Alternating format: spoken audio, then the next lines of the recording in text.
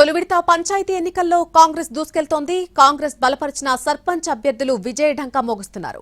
ఇప్పటివరకు వెలువడినటువంటి ఫలితాల్లో కాంగ్రెస్ బలపరిచిన 1509 మంది సర్పంచ్ అభ్యర్థులు గెలిచారు. ఇక బీఆర్ఎస్ 510, బీజేపీ 99కి పైగా స్థానాలను కైవసం చేసుకుంది. ఇటు వార్డుల్లో కూడా అదే హవా కనిపించింది.